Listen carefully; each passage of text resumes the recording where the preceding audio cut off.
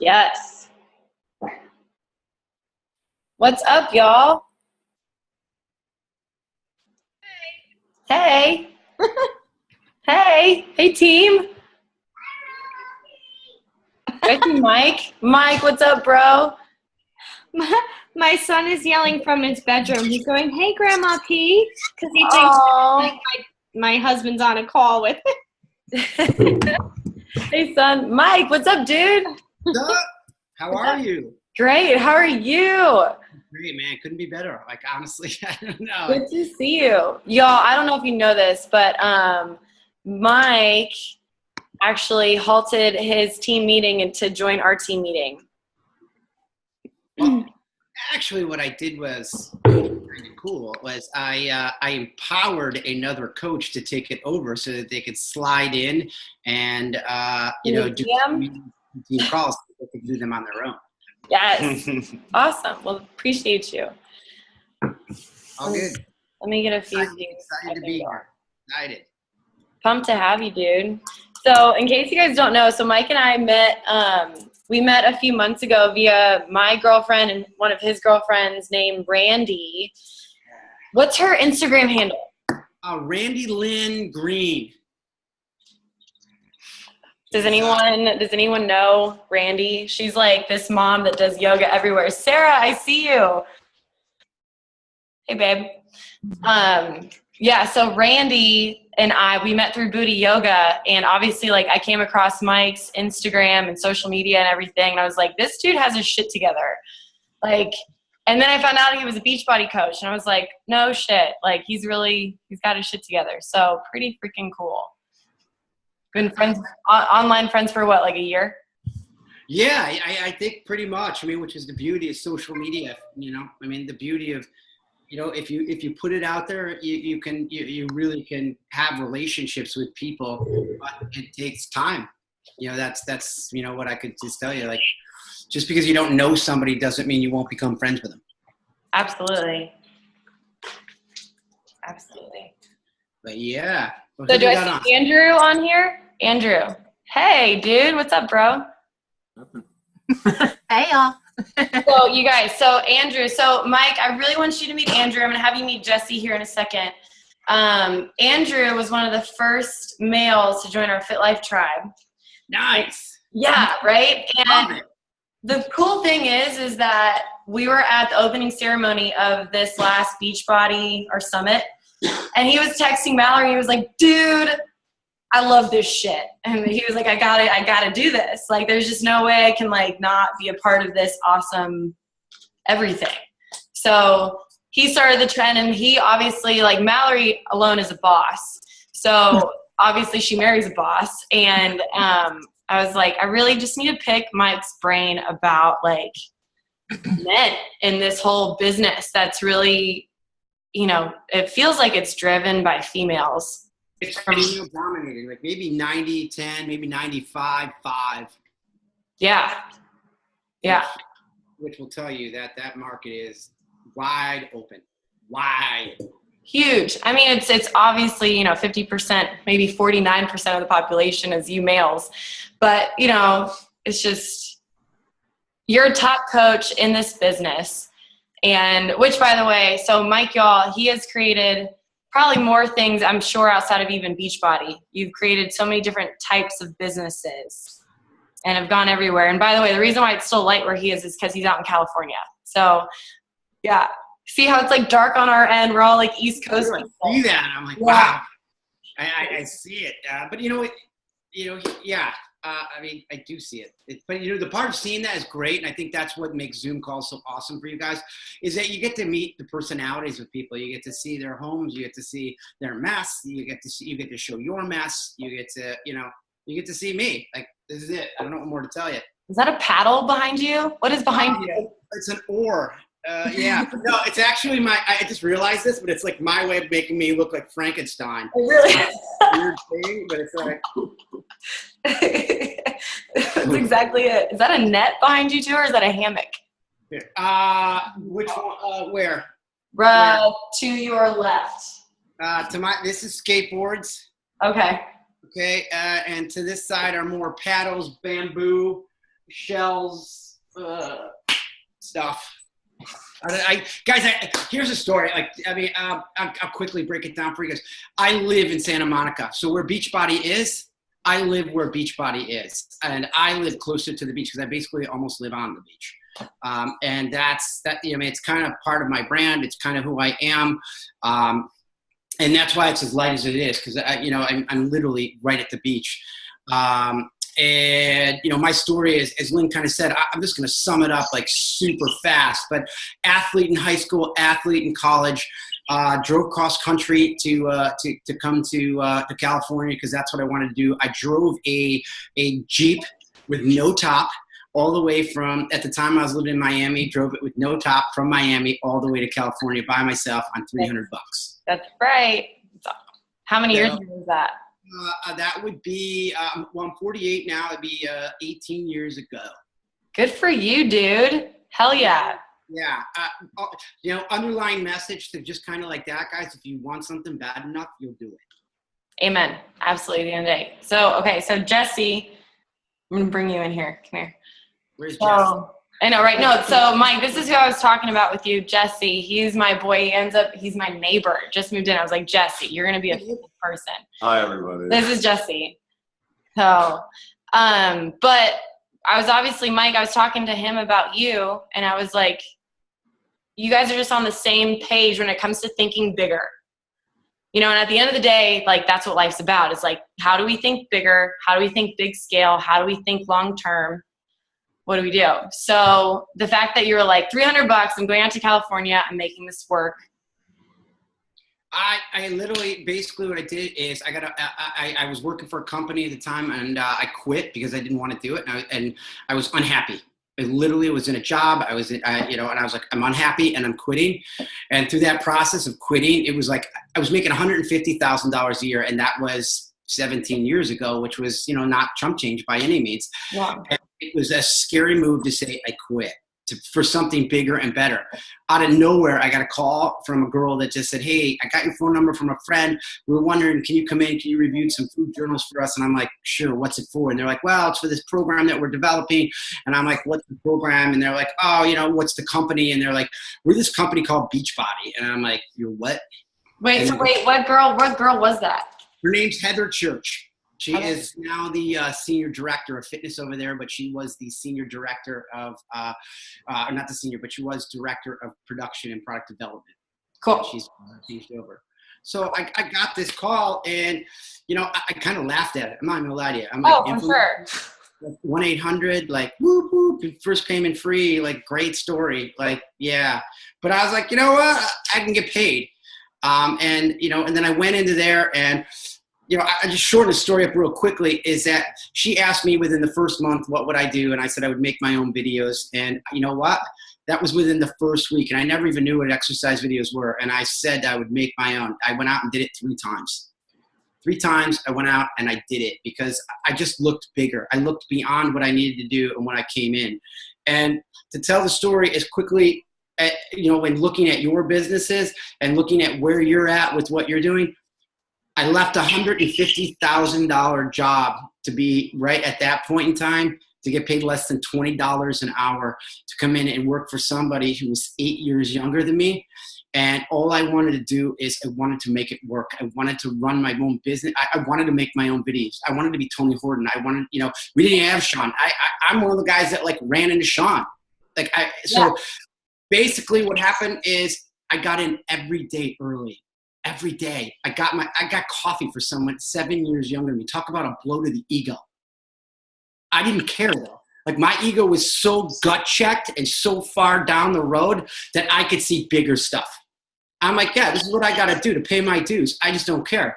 Which in the same way that I treat my coaching business, it's like, yeah, it's not easy to make money in this business. And we all want immediate retail sales, and we all want that. Oh, I need that money coming in, or it's not worth my time. 10 years later, as a founding coach, I walked across the stage as in the Millions Club. I have a thriving team. It's because I saw long-term vision and I stuck it out. And I will just tell you guys this, as you start to not get this momentum, the momentum comes from the energy and the force that you put into it with your vision. I have 5 rules when it comes to this. 5 giant rules. And this is what I tell my whole entire team, is that everybody in this world is an idea person. Everybody. They're like, oh, I got an idea. And guys, you guys, the 2 guys that are in here can relate to this. All your buddies are like, no, dude, you know what? If we just made like these koozies and sold them with this cooler thing, we'd be millionaires. 5 years later, some dude does it. It's selling at Target. You're like, honey, look. Should have done it. Should have done it. Did it. And the reason is, and that's rule number 1, is knowing that everybody is an idea person, including you. Rule number 2 is that your idea, AKA coaching, has got to become a belief. It has to. If you believe in coaching, you get 2 and 3, you get 3, 4, and 5 without a doubt. And this is what happens. You go idea to belief. Belief, every single time you have a belief, think about anything that you did. If you got married, did you believe in your wedding? Did you believe in your husband? Did you believe in your marriage? Do you believe in your kids? Do you believe in whatever you did in high school, your soccer team, the music teams that you were on, anything that you were ever successful in? When you believed in it, you had 2 things. You had vision and you had passion. Without a doubt, you had vision and passion. You're like, I don't know, if I got to get up early to win the swim team, I'm going to get up early. I do it. You did it. If you wanted to be the best clarinet player, you did it. If you believed in your husband, you showed up. And then the 5th and final one that happens with you guys is this. If you have a belief, if you have vision and you have passion, guess what you have? Action. Every single time. Because there'll be a fight in your stomach, in your head, to be like, I got to get this done. This can't wait. I can't go play football with the guys. I can't go to NFL. I can't do Monday night. I got to get this done, because what I really want is I want to be able to watch football for the rest of my life. What I really want is I want to watch football on the beach. What I really want is when I swipe a credit card that I don't think about it. And I'll pay those things up front so that I can have the long term. So when you look at that 5-part series and you start looking at coaching and where you're at with coaching, if it's an idea to you, you got to figure out where your belief is.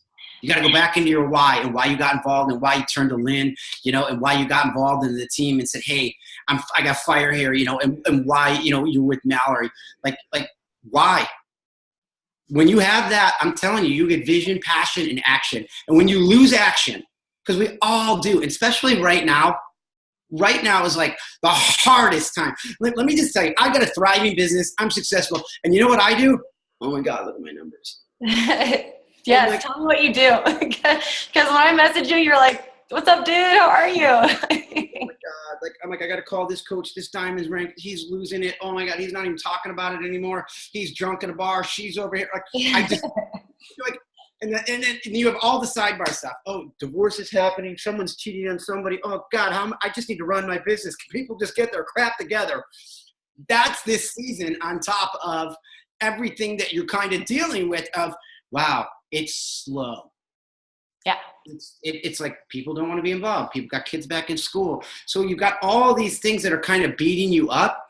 So you say to yourself, what are you going to do during the slow time? The number one thing you do during the slow time is plant seeds. You're in branding mode. You're a brander now. It's like, hey, I bought advertising and all I need to do is brand that I'm a coach. If you get coaches and you get people and challengers, great. But you're in branding mode because sales season is coming. Help season is coming. So you're in this mode of like, hey, I just need to get my brand out there, because you cannot be branding during high season. I teach my coaches this every time. You need to, and the second thing you do during slow season, the easy one, training and personal development. Like whatever Mallory's set up, whatever Lynn is set up, they've got training. Throw yourselves in there and learn the things that you need to learn so that when high season comes, you don't want to train during high season. Horrible. So I'm gonna pause you right there, because I honestly, I have never heard that before. I've been in this for 2 years, and I've never heard of that before, because all of us, we hear, vital behaviors, the 4 things, reaching out, social media, personal development, working out, doing what you got to do. And I've never heard of taking those 4 things and separating them between seasons. Well, you just have to look at, there's never anything that, the number one thing you got to do in this business is invite. Nobody comes in, nothing happens. Right. Like that goes without saying. However, when you start looking at these seasons, you know that in certain seasons you got to do more than another. It just happens. Like less personal development during, January and February, because you were like, I'm running challenge groups and helping people and reaching out and inviting like crazy because people want to get fit. Absolutely. Especially with January coming. Absolutely. It's huge. And spring. Yeah. And boating season. Absolutely. Boating season, yeah. No, really. Which is boating season where Mike is, and yeah. It's always boating season. All the time. So Mike, when you signed with Beachbody and you're like, I'm doing this, and obviously like you were, you took it a step down. You did what you needed to do in order to follow your dreams. I think one thing that I also have to kind of step back on is every single person in here had the opportunity to really get to know heart to heart, and everyone in here has really, really big dreams. I wish I could give you a little bit of background on every single one of these people, because they were awesome before they came in, and they're wonderful now. And it's just to hear that you had a dream and you followed it, and you're here and you're successful and you're rocking it. It gives everyone in here hope who does have that big dream, who hasn't been in it as long as you have. So your experience is very, I'm thankful for you to be able to be here to share your experience, and that it has, you were a ride or die. You were in there, you did it, you rocked it out. And that's just, at the end of the day, just no complaints. You went in there, did it. And ride or die is a great way of putting it. In my team, we call it 2 feet in. And we make this analogy because it's kind of a funny joke, because we're like, oh, if you're only 1 foot in, you're straddling. It's like straddling the fence. If you're straddling the fence, boy, that hurts. You're either got to be on one side of the fence or the other side of the fence. Because if you straddle, boy, you're playing in a dangerous area. So we call it 2 feet in. So you got to be 2 feet in. And part of my story, guys, is this. This is how 2 feet in I was being a founding coach. I stepped away from being a Beachbody coach. I created a program that competed with Beachbody and pissed off Uncle Carl. I pissed off the guy that gave me the opportunity and jeopardized this whole entire thing, which meant I had a dream and I was all in. And I would just say, whatever your dreams are, and it's exciting that you guys have them, go in on them. You got to risk it. Risk to reward. There's a ratio to that. If you're only willing to risk this much, guess how big your reward is? It's a direct correlation. You go it's like being poker. You push all your chips in, guess what you win? Big. Huge.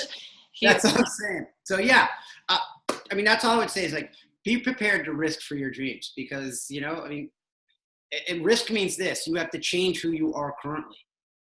Like you got it. Like it's scary. It is very, yeah. So, Mike, because I have so many questions for you, just because you got a lot up here and it's awesome.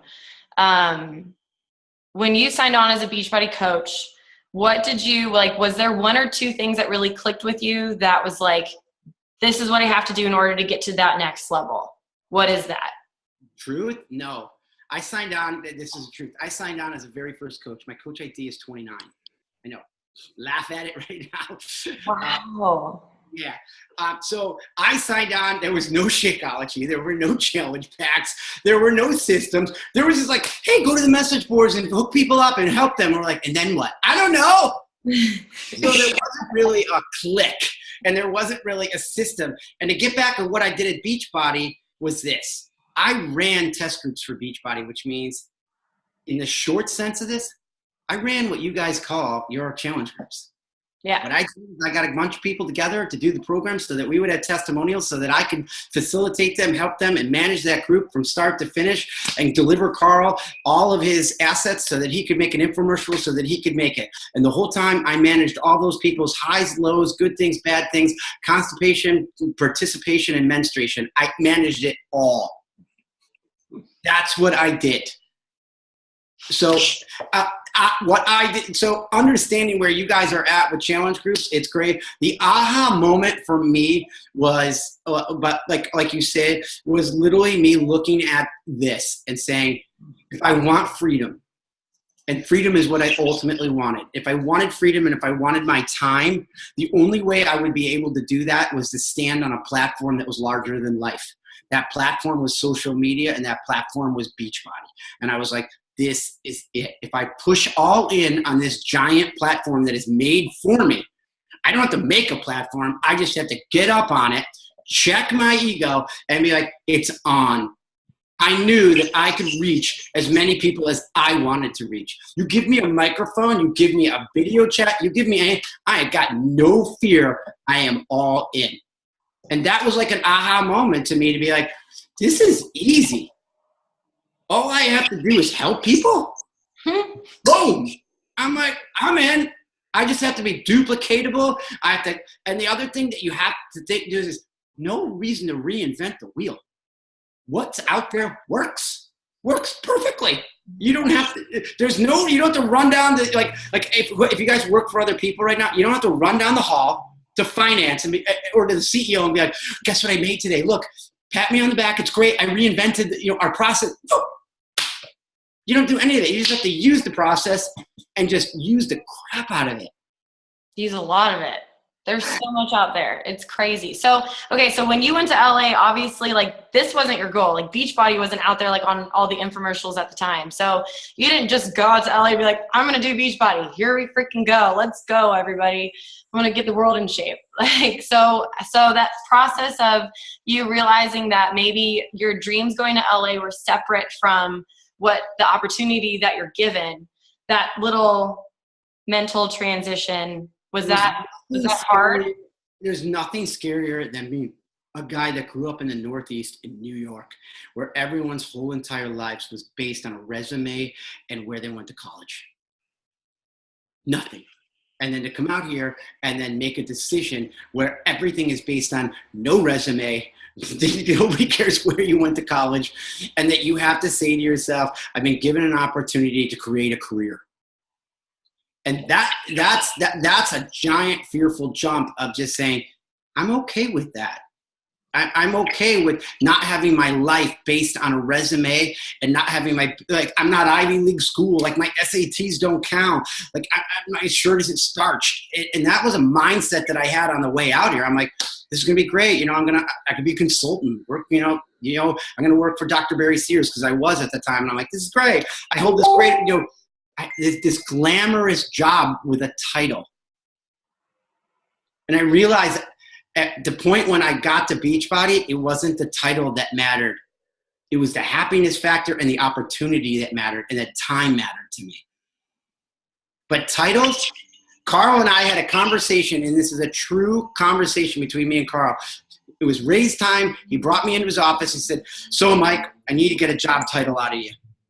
And he goes, I don't know what to do with you. I don't know what to call you. And he's like, what do you think we should call you? I looked him deadpan in the eyes and said this, Carl, I really don't care what you call me. You can tell me I'm in charge. I'm the director of Buckets of Steam, or I'm executive director of the left-handed broom handles. All I care about is that you respect me and pay me a crap load of money. He sat back and went, that is the most honest thing anyone has ever said to me. Hell yeah. Hell yeah. That's when I knew Beachbody was my home, was I didn't care about a title. I cared about Beachbody and the job. That's awesome. That's absolutely awesome. And so I had to break that mold of thinking. My whole way of thought process was, I get my shirt starched, I go to work, I have to have this way of clothes. This is the hierarchy. I go from this person to director to executive to the team to the CEO. Like it was all that pyramid of corporate hierarchy. Yeah, that's awesome. So, okay, so before, because I have a few more just like technical questions, but prior to that, my question for you, and I think, you and I have talked about this plenty, is just, being a female in the industry and onboarding, male coaches and people who want to help other people, and you being a male coach, onboarding female coaches, onboarding male coaches, like that group think of just being like, this is cool. Like, it's like, just get up, get after it, work out, and like find a community of people is, that's what we're all about. But at the end of the day, it's like, how do you make sure that is transitioned in your conversations with people, being a male to a female or a female to a male, not feeling like weird about it. I feel like there's a weird thing now that's happening out there where it's like these females don't feel like they can talk to males, or these, you know, just like, it's just don't understand why we all can't get along. Yeah, I would say, like, the first thing I would say is this, and this is kind of a whole separate talk that I do, but this is one thing that you got to understand. Every time you step up to somebody, every time that you hit that button that says send, every time you hit that button that says reply, that you have to understand that you're replying with greatness, that you're sending with greatness, and you stand there with greatness. It's a huge piece of it. Like, no matter who I stand there, reply to, you know, no matter if it's a CEO or, you know, my brother, you know, I feel like, you know, I stand in greatness. I feel as though, you know, I have every right to offer up an opportunity to somebody and say, hey, if you want to do this, you know, I'm very good at what I do. You know, I've been through this. I know the programs. I know everything. And I'm giving you an opportunity to change your life. So, okay, so this is a little bit of a personal question, but how do you, and we probably talked about this too, but how do you get to that mentality every single day, to even when you have a bad day, you're like, I'm great. This is awesome. This is fantastic. How do you not get down on yourself when things don't go your way, you know? Some days I fake it. I will say this. The number one thing that you guys can do as far as creating these relationships between guys and girls and, you know, and back and forth is this. Just as a coach, unapologetically be you. Do not try and please the people out there that are out there. Don't. Try and attract the people that like who you are. So no matter what, I show up, I'm me. I'm 48, I'm on a skateboard. I got beach cruisers around my house. You know, I am who I am, and that's all that I am. Like, you know, I don't know what more to say on that behalf as far as, you know, good days, bad days. You know what? If you don't think I don't fake it, you guys couldn't be any more wrong. There are days I fake it. There are days, you know, I don't want to post. There are days that I'm in the grind. But they're few and far in between because I went after an opportunity and paid a lot of dues. Like, I grinded. I mean, I don't want to downplay it. I really, truly grinded, and I risked everything so that I could change my life. And that was the mindset, was not, hey, how can I change people? Hey, how can I help people? My mindset, my dream was, how do I change my life? Because I wasn't happy exactly where I'm at. So what did I do? I mean, every day I got up and, you know, that's where the vital behaviors came in. I'm on personal development, you know. Dudes, let me just be honest with you. I thought it was the most uncool thing ever. I'm like, you can take your personal development, and yeah, I'm perfect. You know, why do I want to do? Oh, great, here he comes. He's going to cheerlead. Here come the pom-poms, you know. And then I slowly realized that, hey, in order for me to get to where I want to be in my life, things have got to change, because I got to change who I am. And that's where I threw myself into being open and honest, and openly admitting that I fall short.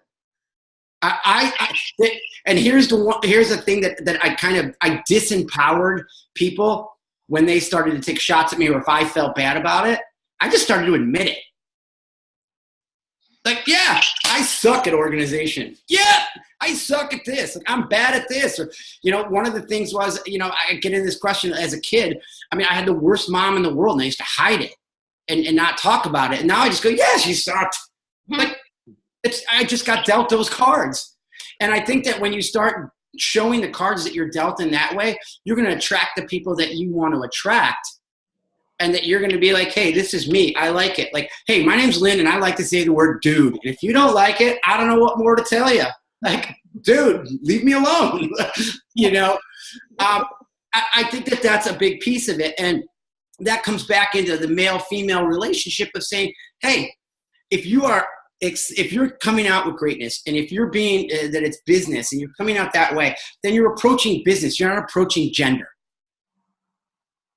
And I think that's the way I approach it. Whether I sign up a male or a female, I approach business. I approach somebody with an opportunity. I never approach a dude. I never approach a girl. I'm like, I get it. You know, this is how I'm going to approach you. I'm not going to try and read you, because if I try and read you and I don't know you, you know, I mean, that's a nightmare.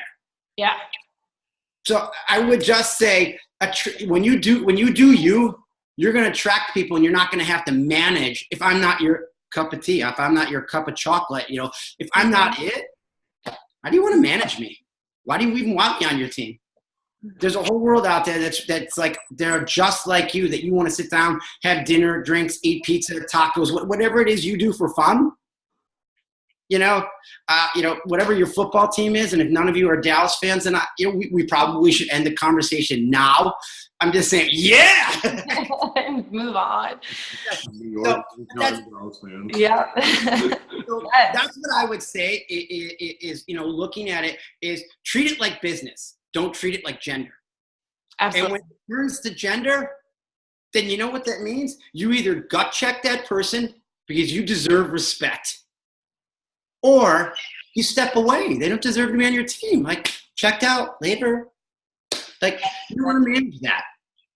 So everyone here has a few people underneath their belts. When you became a leader and started realizing that you had a team that was growing, and you saw like there was obviously some people who want it and some people who don't, and some people who are like, I want this freedom. What did you do, or what did you give them to make them, not make them, but help them with their leadership journey? Well, we have, I literally make sure that my leaders are spoken to at least once a week. My leaders are spoken to at least once a week. I also offer up a leadership. I do a coffee chat. So I offer that up so that they can come and they can talk with me about anything. I make sure that I am well connected into my leaders. They need to know that I care, because just because they were a challenger, you don't lose that relationship. You still have to throw fertilizer on your leaders. You can't be like, oh, great, they get it. Now they can just run off. You need to give them the same attention that you gave them as a challenger. So as far as what did I do, I had, I did the work on myself so that I could become a leader. And two, I never felt like I was not a leader. I'm like, I'm a leader. Whether I have one coach or no coaches, I'm a leader. And I own that. No, you knew it. You absolutely, yeah. Absolutely, I knew that I was not a follower. So what I did is I treated, when I had one coach, two coaches, three coaches, as if I had an organization. I was like, all right, I need to set up now this plan of action. So like even on a Zoom call, if one person comes, that's my call. That's my team call. I do it every week, no matter who shows up. I treat it like there's 500 people on my Zoom call. And as from a leader, you have to set leadership goals for them. You have to talk to them. You have to know what a leader's goals are, because you have to have the foresight to say, it's great that you have two people. What's your goal? How are you going to get them to where you need them to be? Because you need to, as a leader, you need to set those. Sometimes you have to have a hard conversation and set goals for them. Absolutely. Walk them through it. So Mike, what are your goals over the next few months? What are you hoping to do? Oh gosh. Well, before Summit, I'm going to be 15 star. That's the end all be all. Is before Summit, I will walk in 15 star. Congratulations. Thank you. That's kind of the big one. And then honestly, because of the position that I sit in, I am really hoping to have 5 people at 5 star. Like that's my. It's really about. I have another saying that being on top of the mountain is awesome. It really is, but it is no fun if you're there alone. Absolutely. So take that mentality of like, great to be where you're at, but how are you going to get the people that you're working with to where on top of the mountain, because they can enjoy the view. Mike, I love that you said that, because this whole team that's right here, right now, these are my people. And I would feel so wrong if I got to the top of the mountain without them. So like, you can't get there alone. Absolutely not. No. Thankful that you said that. Yeah. I would just say, but because I'm me and because I'm a leader and because I'm on a different team, I'm able to push back a little bit and say this: do never downplay your success either, because you built an incredible organization, an incredible team. And at some point, if you don't digest that and enjoy that and celebrate that on you, that you're going to burn out because your bucket's going to empty. So don't forget not to be afraid. Like, don't be afraid to be like, I'm a leader, man. Like, I built this team. I deserve this. Like, enjoy that moment. My team doesn't actually let me forget that sometimes. I forget it, but my team doesn't let me forget it, which is great. That's why we have a great team. We are a fantastic group of people. And that's, very thankful to have you on. I have one more question for you in regards to like the debit credit stuff before we open it up to everybody else. Yeah. But do you run that separately? How do you? I give a talk, guys, on debit and credit, and and I think the best way that I can describe this, because I was talking to Lynn a little bit, she's like, "What would you like to talk about?" And this is one of the biggest things that I tell my team as they come on board, is that you really need to draw a line in your paper, and you really need to sit down and you need to think about where you're operating your business. And if you're and Beachbody is a debit-based business. It is not a credit-based business. And what I mean by that is you can't play with credit. You can't borrow against it, which means you can't borrow against somebody's before and after. You can't borrow against someone's drinking Shakeology or someone's success story with Shakeology. You got to have one of your own. You want to build this business, you got to drink Shakeology every day, and you got to know what it does for you. You got to have a story. You got to talk about it. You just can't be like, I drink Shakeology, or my coach drinks Shakeology, and look, she's lean, and she says it leans her out, and she doesn't, she feels like she got abs from Shakeology. She doesn't digest. It's not about them. It's about you. So you got to go out and you got to throw yourself in to get your debit. And when you operate on credit, even on an invite, you know what inviting and credit is? Yep, here's 14 people, mass email, hit send. That's credit. And you know what that return is? I worked in direct response. I worked for Beachbody. You know what it is? 0.01%. So if you have 100 people that you sent out, you're not even getting one response. You've got to reach out. You've got to put debit into your relationships. You've got to put debit into sending things out. You have to have money in the bank, and I call it Beachbody money, to operate this business. So if you don't have a before and after, then I will challenge you guys to leave here and go get one. Get into a program, throw yourself in it, undeniably, non-negotiably, throw yourself in it and say, I need, during this time before the January hits, I need Beachbody workout debit. Shakeology. Take a long look at what it's doing for you. What is your debit with Beachbody Shakeology? Not what is Lynn's, not what is mine, not what is Mallory's, not what's Lauren's or what is mine? Because it's really hard to move you off a stone if you say, Shakeology made me thinner. Shakeology, took the bloat out of my stomach, rather than Shakeology took the bloat out of Mike's stomach. Well, did it take the bloat? Yeah, it took the bloat out of mine. I'm telling you, I did it for 4 weeks. So it took you 4 weeks? Yeah, I could talk about it.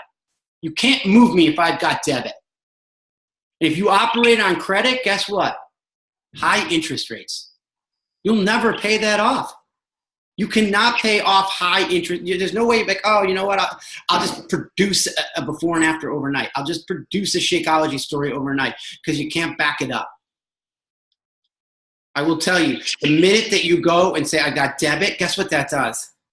That allows people like Lynn to go have bourbon. She's got debit. She can go off. She can balance her life. Not that she still can't, but that's her in the debit world. She's never, because if she had bourbon every night with no credit or no debit over in with her workouts, with her Shakeology, with her can you imagine what that would happen? What it would do to Lynn and her business? It would ruin her business, because she'd never be able to pay that interest. She'd just be paying interest only, and that debit would just get bigger. It's just like having bad credit. Mike, I love that, because you can apply that to life. Oh, for sure. Yeah. No, that's great. I love that. Yeah. Your 4 vital behaviors, your 5 vital. I say we have 5 because I add in skill development. Because I also feel that you need to do not only personal development, but skill development. Because, we need to learn things. We need to learn small things. Doesn't mean we got to be an expert, but if you don't know how to make a graphic, you better learn to make one. Got to learn Canva. I mean, I don't know what more to like PicMonkey, anything that you need to do, but learn a skill. Yeah, absolutely. I was listening to, it was a podcast on, the Gang Girls, and the owner of Who What Wear got on there. And I think it was 6 years ago, her and a partner was like, we're going to do this and we're going to figure it out. It wasn't a question of how, it was of how will we not? And she was like, I don't know InDesign. I don't know Photoshop. I don't know how to work camera. I don't know what I'm doing. But that wasn't a question. They were like, we're going to learn how to do this because we can't outsource this. We can't freelance this. We have to figure this out. Now, 250, employees later, top of the line. Her husband, I think, just, wrote the music for Girls, the TV show. It's just like, there's just no question. Like, how can I not, who's going to stop me? Think about this. Steve Jobs broke off from Microsoft and let me just, he worked in his garage, AKA your kitchen tables, your desks, your cars, your parking lots. And you know what he did? He went there every day. He went there every day and created debit. Every day because he had a belief. Every day because he had vision. Every day because he had passion. And every day he took action. He created debit. And if he only showed up once a week, and if he showed up on somebody else's belief, somebody else's credit, Apple would have never existed. And you have to, at some level, think that you are a CEO and that you control every bit of your destiny regardless of what Lynn does or anybody else above you. It has to do with you. It has to do with what you're going to do with this opportunity. How you're going to check your ego, how you're going to step up and go into your garage with absolutely nothing, because Steve Jobs didn't start in some cool office. He'd be like, oh, internet craze. Guess what? Now I'm in this .com place. There's like computers everywhere and everyone's got phones and like it's so cool. Like I'm a billionaire. Boom. No, he's in a garage. It was dirty and I don't know. There's probably garden hoses around him and a weed whacker for all I know. Maybe sliders, maybe a few tennis rackets. Maybe. Exactly. So if you can picture that head, that's you right now. And you have to just go, I need to be Steve Jobs. I need to show up. I need to do these three things. Or not these three things, but you need to do these things. And that will pay off tenfold with your business. And I'll give you my last three, because I want to give this one, really wanted to, is this. And then, and I'll say it really quickly. My business changed at this moment. This was the moment that my business changed. And this is the one that you guys can really take away, because this one really means everything to me. Everything was this. The minute that I understood my wishes in life, and when I understood those, everything changed in this business. This particular business was this. Because I knew who my audience was, I knew who I had to speak to, I knew how to speak to them, and I knew unapologetically who I was. And these were the three for me. And you can make up your own three, because they could very well be different. Because when you hear my three, you're going to probably come up with your own, or you're going to go, I get it. My three were this. The number one thing I thought about when I was in this business was this. And before this business was this, as I watched my friends, consultants, attorneys, lawyers, doctors, making big money. And the number one thing that I said to myself was this: gosh, I wish somebody would give me that chance. I literally did. I was like, I wish somebody would see that I had that ability. That was my first one. The second one was, I said, I wish somebody would open a door for me. I wish someone just gave me that opportunity, please. I would do it. I know I'm smarter than my boss. I know I'm better than this. I know I just need to get right in front of the right person. And the final one, because I never had a mentor, ever. Still to this day, I still don't have one. I wish somebody believed in me so unconditionally that they would have done anything for me to succeed. That they would have given me every piece of their knowledge, they would have opened every door, they would have put me underneath their wing and said, here's the yellow brick road, brother, I got your back. It didn't happen. So those three things, whenever I post, are in my head. Those three things, whenever I run a challenge group, are in my head. Those three things, when I approach anybody with an opportunity, are my people. The people that were like, gosh, I just wish somebody would give me a chance. God, I hate my boss. I could do a better job than him. God, somebody please give me that raise so I could have this position. And damn, I just wish somebody would mentor and believe in me.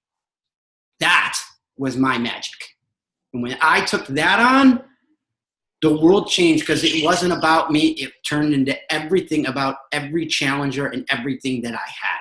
It was not about me. It wasn't about the amount of coaches, the elite points, the ladder, the Success Club, 5, 10, 15. It wasn't. It was like, hey, I'm going to lay myself on the line because I want people that were in my shoes to have that same opportunity that I'm having right now because I want to give that to them.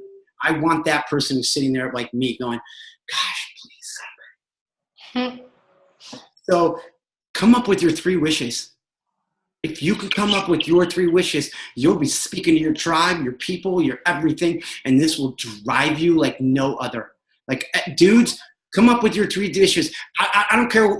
You can check your ego. You can say whatever you want. You can be a man camp. You can be a dude. But I'm telling you, dude it up and just get real with yourself and be like, those are my 3 wishes. I'm going to gut check myself. And if someone gave me this, man, I would be running the world right now.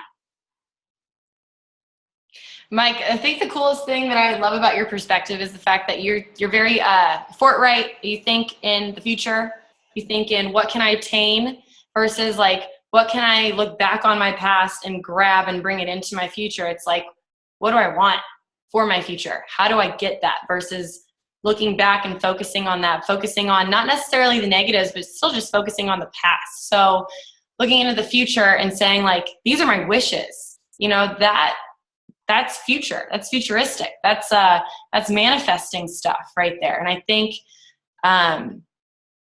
bottom line is like what you've had to say is very different from what we have heard in the past, and very thankful for your insight. And I think I'm going to end on this and before open this up in case you guys have any questions, but one thing that you and I were talking about was how this is just such a group think, like just to get people to stay active and just to be a part of a community, doesn't matter like guy, girl, anything. If we get just more guys on board with this online community, staying active, doing all that, it's going to take over. So I guess, I don't know. I guess my last question for you would be like, how would we even as a female, as other dudes, like how do we help the male population realize like this isn't like a female driven industry?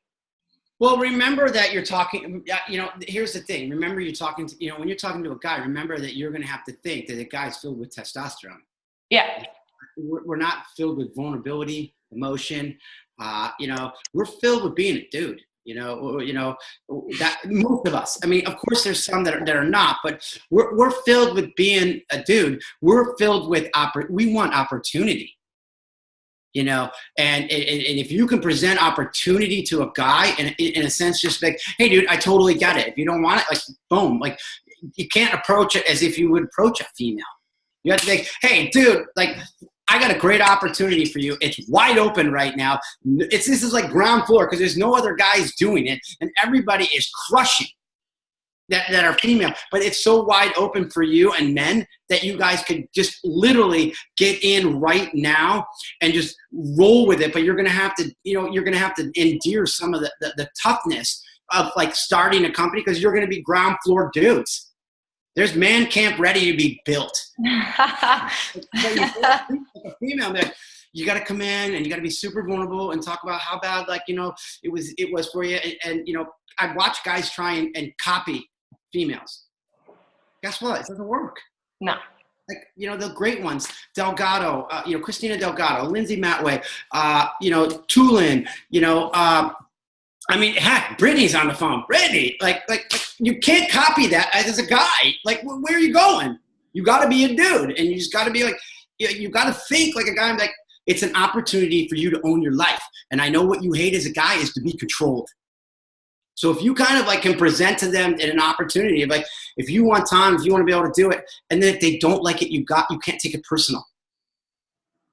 You just got to be like, it is what it is, and you got to move on. But look at it from a guy's standpoint rather than yeah, if you just come on and you're kind of vulnerable and, like if you share your story, and guys are like, dude, share my story. The only way I'm sharing my story is if I'm really drunk around my friends and like I cry and then like he films it, I'm going to beat him up the next day. Like that's kind of like a way guys, in general it sounds, we're like, yeah, I'm not building a dream board, bro. Like it's not happening. Where's my beer? Let's just go drink. Let's skateboard.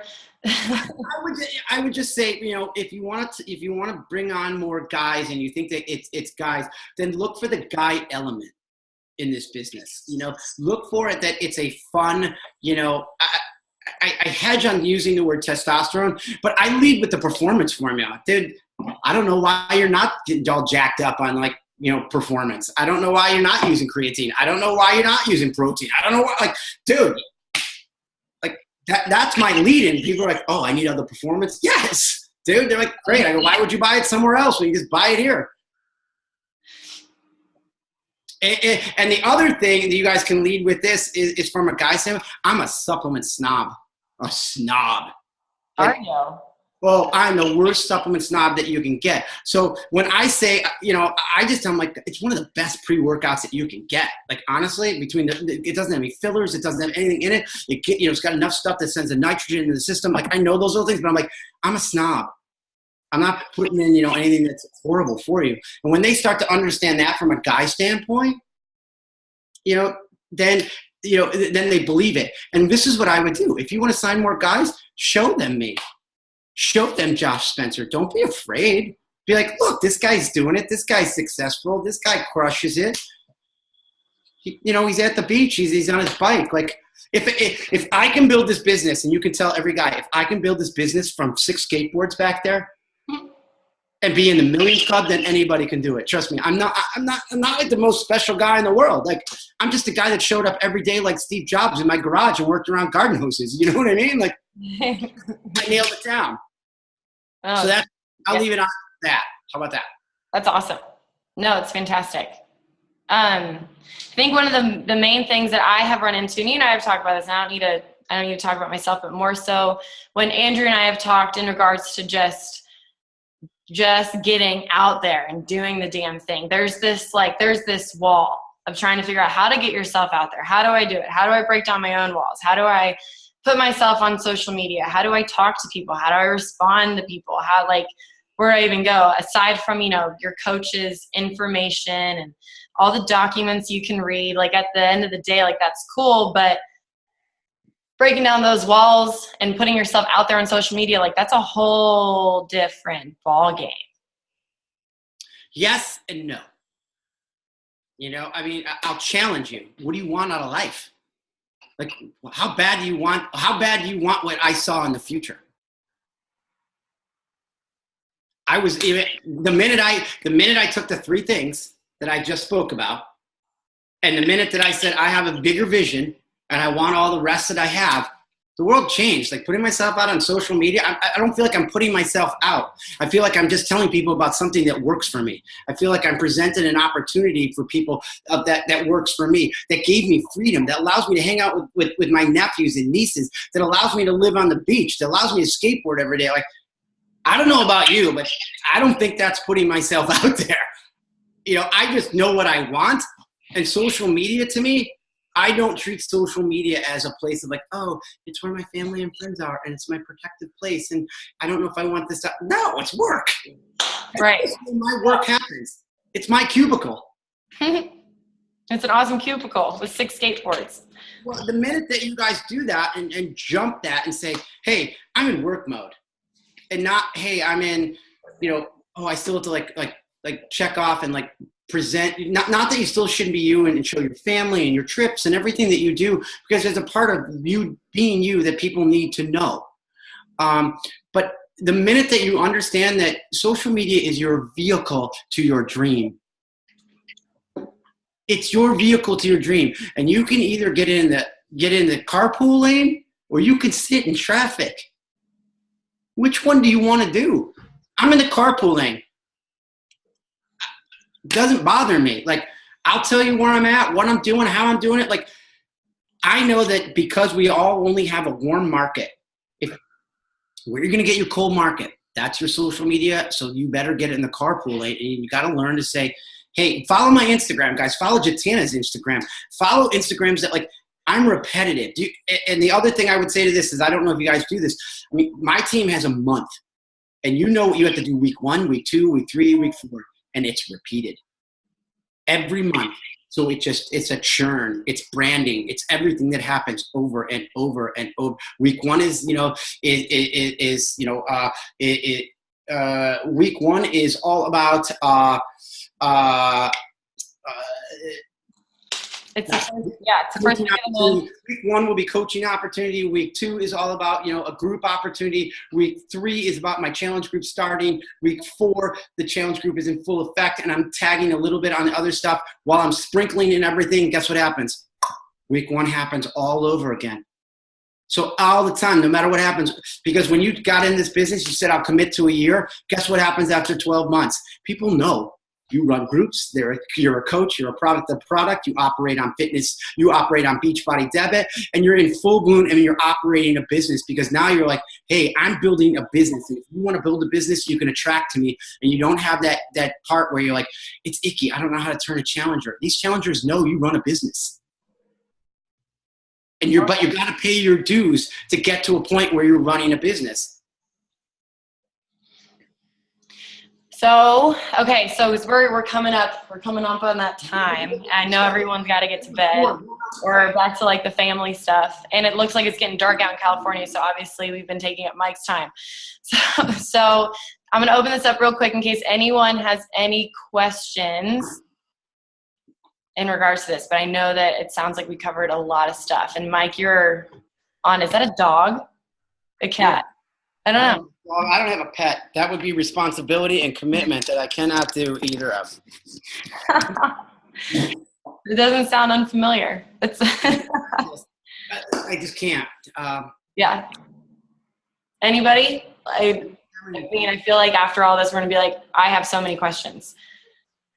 You can reach out to me. I mean, even though, once this happens, reach out to me, follow me.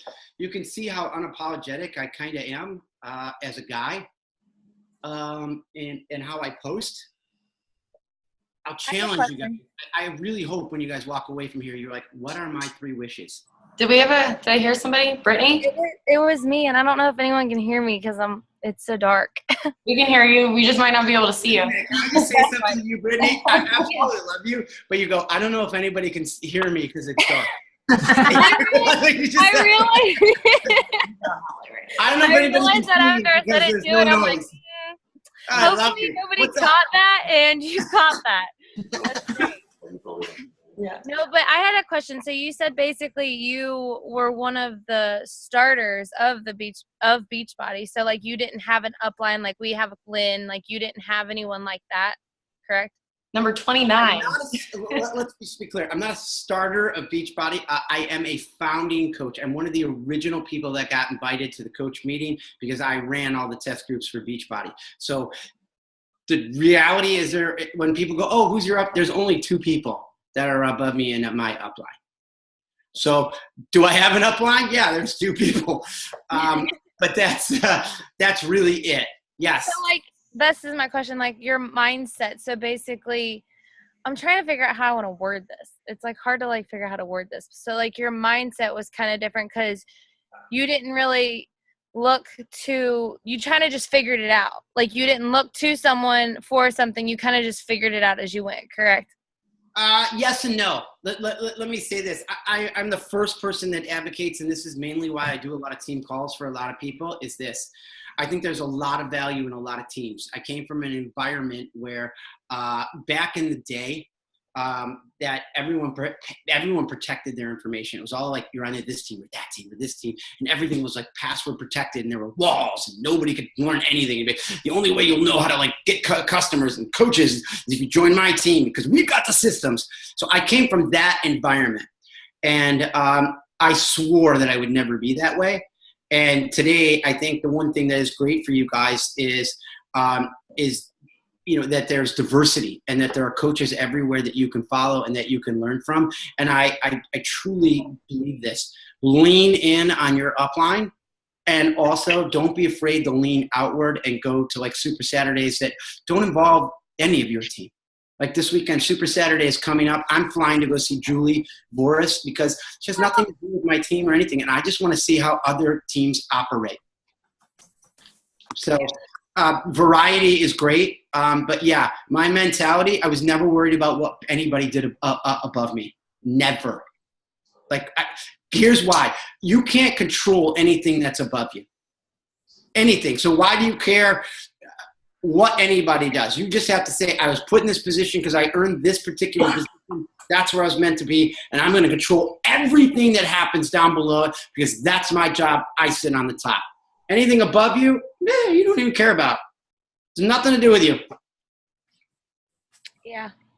I was It's just hard, curious. right? Yeah, I mean, I love it because like recently I've actually like things have started to been like falling into place because for a long time I was doing the whole promote yourself, promote your brand, like promote like everything that was going on, and I wasn't really making any sales necessarily, but I was getting my voice out there and getting heard. And as of like last weekend, I've sold 2 challenge packs in a matter of like 48 hours or something like that. And I'm like, so I guess it does work. And I guess that my mentality was correct. I just had to be patient and still persist in consistency and things like that. And keep How long going. have you been a coach? I'm going to be 100% honest. Fully, it's been on and off for like a year, a little over a year. Due to like personal things and then coming back and then different things like that. But I've learned like through certain scenarios that even with the personal things, you still need to do those things to get to where I want to get to. So even on the days when it's like you don't even want to get out of bed, I make sure that I have, this is so weird, but this is what I do. I have those little energized sample packets right next to my bed because I always have water by my bed, period. Yeah. And I make myself drink that. And then I know within like 10 minutes, if I lay back down, because it's going to happen, I'll lay back down within 15 minutes, I'm up. So like even on weekends now, when I don't set my alarm, I'm up by at least 7:30.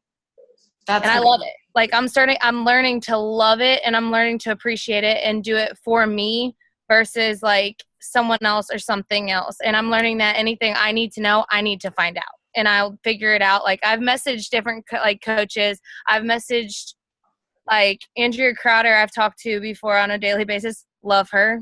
I don't know. I just love how raw she is. But like different things like that. But I do appreciate like when other people do help you. But I also have come across the people like what you were saying, like Fort Knox, like, I can't help you. You're signing up with someone else. It's like, okay, like, thanks. Like, good luck. Which is fine. You know, a lot of coaches want to say move the needle. I would challenge you in a world of this way, just to give you a kind of like a little challenge. If you were my coach, I hope you don't mind me doing this, Lynn. I would just say this. I would say you got to get real with your goals. Like whatever your goals are, you got to be like real with them. If you set goals and set a date of like when exactly that goal will happen, then you got to go for it. Like that's it. Like if you're, and I'm just using this as an example. If you're like, I'm going to be diamond, you know, and that's kind of like the easy goal, like not the easy goal to obtain, but it's the easy goal to say, then I'd want to know what date it's going to happen by, and I'd hold you to it. Yeah. And then the other thing I would talk to you about is you're energized in the morning, and I'd be like, it's a great way, it's awesome. But I would challenge you to say, what's that vision like I have that says I got to do it? Like, what's my long-term vision? Because if I stay in this bed, it ain't happening. Like yes. I get anxiety sitting in that bed thinking that I'm not gonna have what I have today, or I'm not gonna be able to achieve what I achieve. It drives me insane, or my team won't advance. It drives me nuts. And if I stayed in bed, I would freak. So if you can get to that point, I think that's when your business is really going to take off. So set really hardcore goals, just like if Success Club, you know, like Success Club 5, well, that's keys to open the door. Success Club 10 is where your business operates. That's when the business moves. Like 5 is you got keys. 10 is when customers are in the door, you know, like you're serving hamburger, whatever you want to call it. But I tell my team not to lean on 5. You know, I'm like, it's great, but you know, and I don't mean to downplay your 5, anyone's 5. I'm just saying, if you want to go next level, you want to go act like Brittany, you want to go into Lynn's world, you want to like be that level, they operate in 10 plus. And that's non-negotiable. Me, 10 plus. non-negotiable. God, that's so funny that you just said that, because I listen to these motivational things on YouTube when I'm at work, and the lady said that one day she treated it like NASA, getting out of bed every morning. She counted down 3, 2, 1, and just 5, got 4, it. 3, 2, 1. Yeah. Yeah. Yeah, it's a great. It's a great book to read. The 5-second rule. If you haven't read that, That is a fantastic book. read the book. I mean, but like I said, go back into the 5. Set your goals and go back into the 5 is what I'd say. You know, like, what's your idea? Turn it into a belief. Then you always have passion and you have vision, and that means you have action. And when you start to lose your action, go back into your belief, and it's no longer a belief. Then you have to vacate. Yeah. That's it, because you got to live in something that you are 100% behind, because, I mean, nothing's going to stop me coaching. Yeah, what's up, Lauren? Hey, I have a question about the credit debit. Sure. When you are inevitably sick, injured, life happens, whatever it is, what is your advice, strategy? What do you tell your coaches about continuing to add debit value rather than losing momentum? I love this question because I'm currently recovering from bicep surgery, so I can answer this straight up. What I do is I wear my heart on my sleeve and I talk about it, and I switch up my whole momentum. And what I do is, like we talked about earlier, about the ratios of our vital behaviors, and those ratios actually change. And those ratios end up being this way. So you can no longer work out. Now you become hyper diligent with your nutrition. Because when you come back from your injury, you only have one hurdle or one struggle that you have to get through, which is your workouts and coming back from that, rather than, oh yeah, you know what, I was injured, therefore I'm just going to eat pizza, cookies and beer and hang out.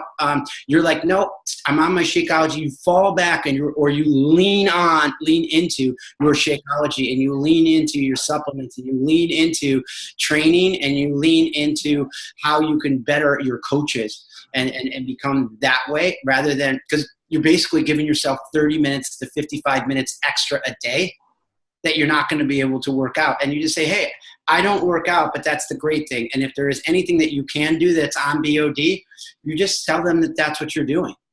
And I think that you being real, that you're staying healthy with what you're going through and talking about it, guess what?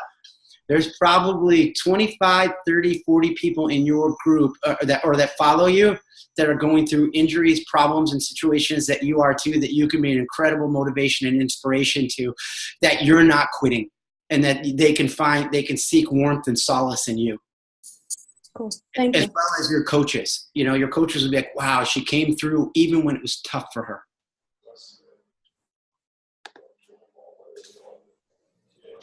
Cool. That's awesome. Mike, Yeah. I'm obsessed with everything you said. Thank you so much. Seriously.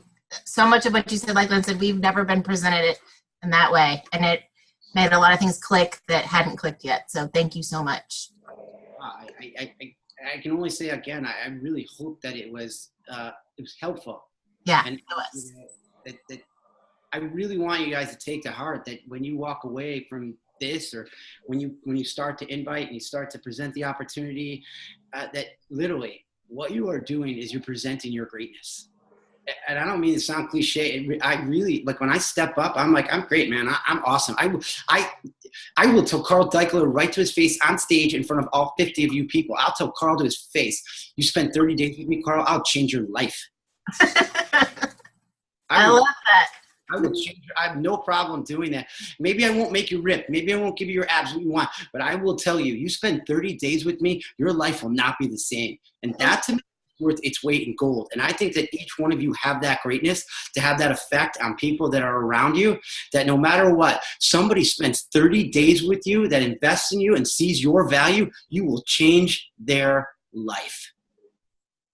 And I don't look at myself as a transformation coach. I don't look at myself as a coach. I look at someone who evolves people, who changes lives.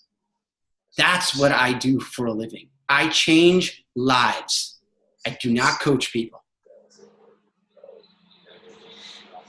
There's just like, I can't wait to rewatch this video because there's just so many things, like Mallory, like we just said, you're just like, what is this? I've never heard any of this crap before. Like, just like, this is such good stuff, like good, soulful, heartful, good felt stuff that isn't talked about as often as it should. And what you just said is everything that we always talk about.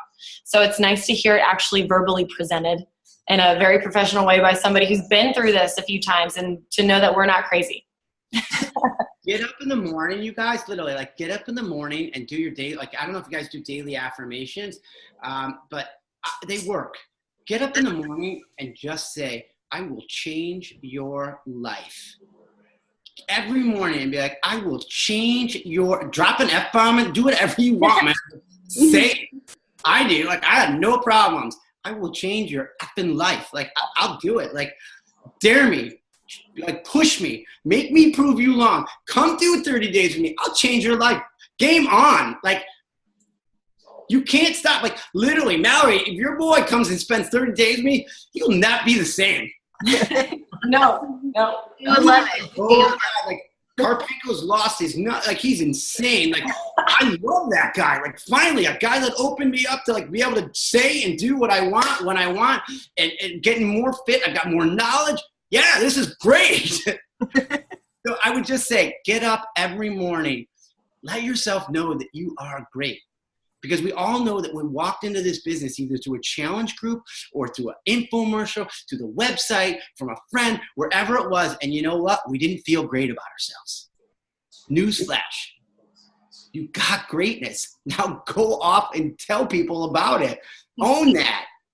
There are people, like, look at the people that are successful. Brittany is successful. Lynn is successful. Because you want to know why? Because they will look at me. Like, I can guarantee I could pick the phone, do a FaceTime video with Brittany right now, and she'd be like, yeah, Mike, spend 30 days with me. I'll change you.